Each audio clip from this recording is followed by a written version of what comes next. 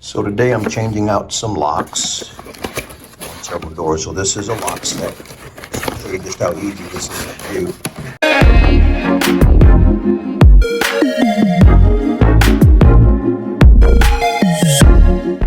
I kind of got it down to a system. So what I do is I typically take this portion of it out. Put it in the trash. What we're going to be doing is we're going to be replacing the cores on this door here. So what's happening is this door is being made a security door where this will not have a key slot any longer. The only key portion of the door will be here, and it's just for security reasons, for school shooters and things of that nature. So when the door shuts, this door can only be opened from those that are inside coming out, and unless you have a key, there's no way you can get in. People in the past used to be able to unlock their door with the little turn thing on the inside, or just unlock the key in another position so the door would always be unlocked. That is going away. I'm going to show you how I change this up. Once so kids are in the room, they can exit, but the only way you'll be able to enter this door from now on is with a key. You cannot unlock this door permanently. It's always locked. So I'm going to show you how I change this out and how quick and easy it is, whether you're doing it at your house or you're doing it in a commercial setting. Stand by. So the first thing you want to do is you want to remove the old core.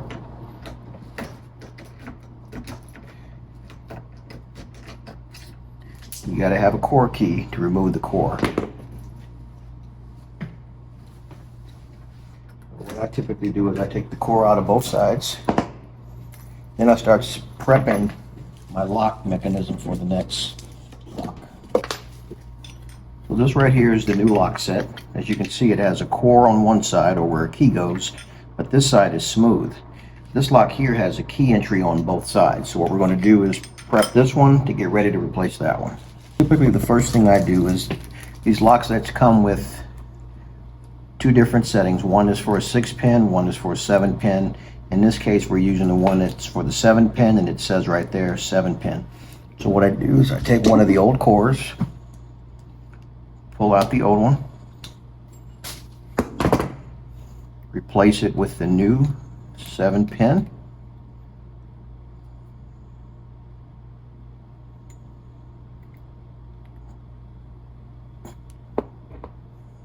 All right, then I take my new lock set, and this is just to save me some steps. Take my core key, put the new core in, and we're good to go. Now I'm going to work on taking off the old lock. So once you get both cores out, this door handle should come off fairly easy. As you can see, it just pops right off. Your flathead screwdriver to get your plate off. Take out these screws here.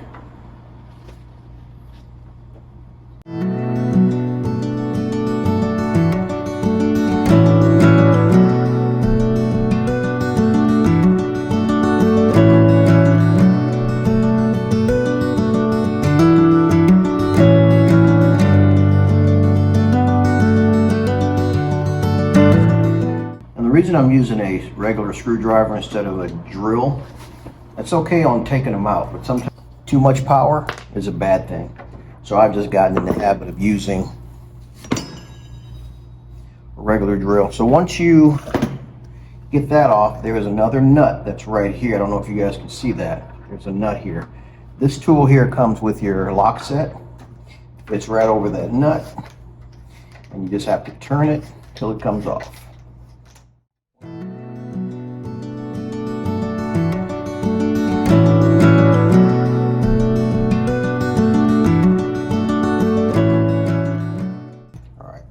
See, I'm going to reuse this nut. Even though one comes with the kit, it's still good. Now this plate will come off, and now this will slide out. Now it's time to replace it with the new lock set. Here's my new lock set. You saw me earlier put the core back in.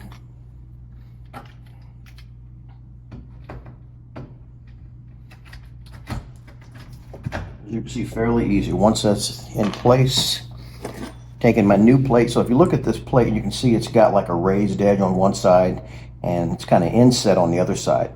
The inset side is what you want facing you. If you see there's two holes, you just want to line up the holes with the other side of this. Take your nut,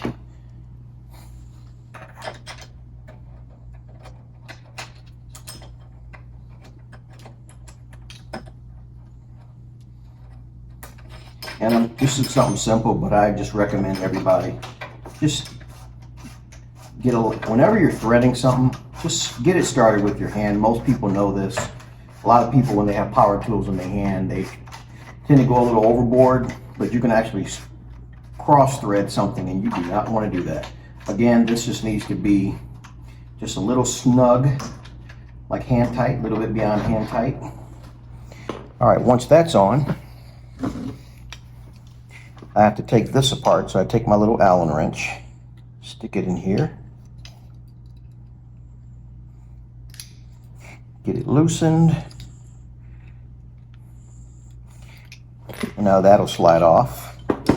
Got to take off my escutcheon plate, get my two screws that I removed earlier. Now these things are kind of cool because it will actually say edge of door, so you just look where that arrow is, make sure it's facing the edge of the door. Easy peasy. Get your screws going. How many of you remember what I said?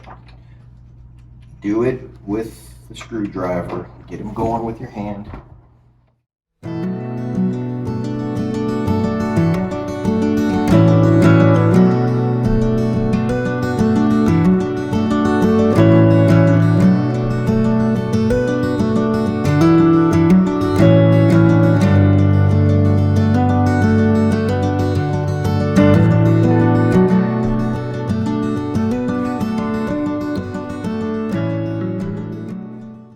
Beyond hand tight. Take my master key and see how it's wiggling. See how it's sticking? So something is too tight. I want to loosen this first.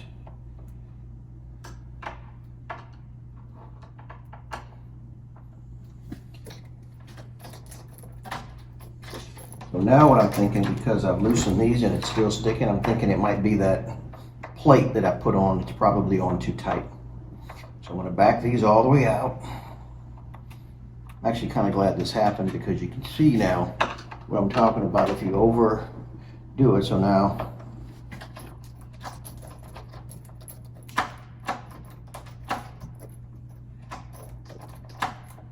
yeah, it's acting weird. So I think I'm going to loosen that plate a little bit. Not too much.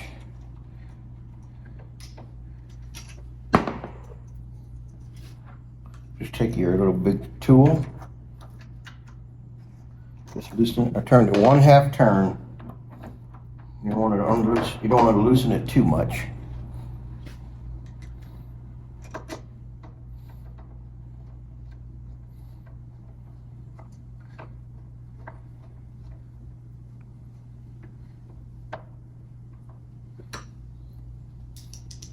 One going. I tell you, when you do things like this using your hand tools, we've gotten spoiled. I like the drill because it's quick. You're done. This, you're constantly sitting here turning. All right, let's see how that worked out.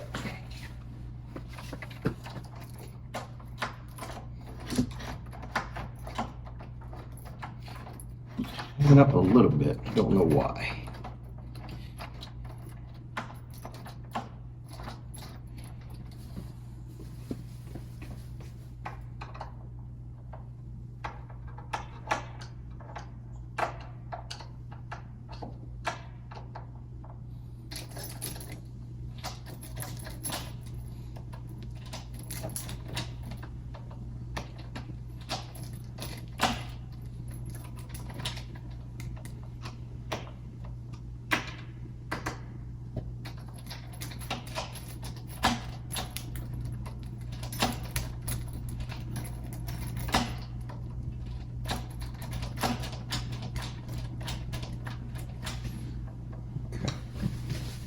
Be about where I want it.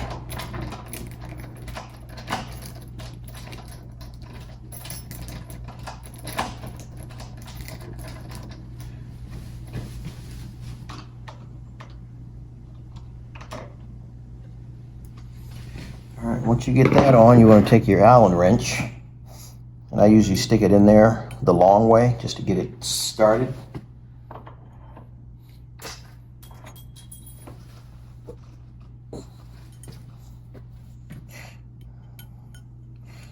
Then I want to take my scutcheon plate, which is this plate here, put it on.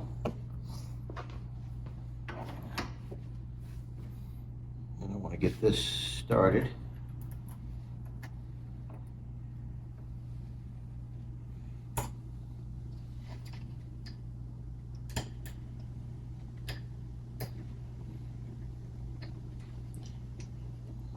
Very easy. Sucky thing about it is trying to use an Allen wrench in this little confined spaces. Alright, make sure it's good and tight. What you don't want is what happened to me the other day. I had a lady came up to me and she's like,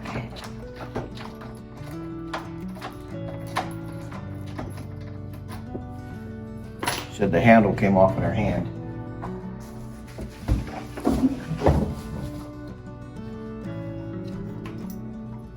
All right, I think we are good.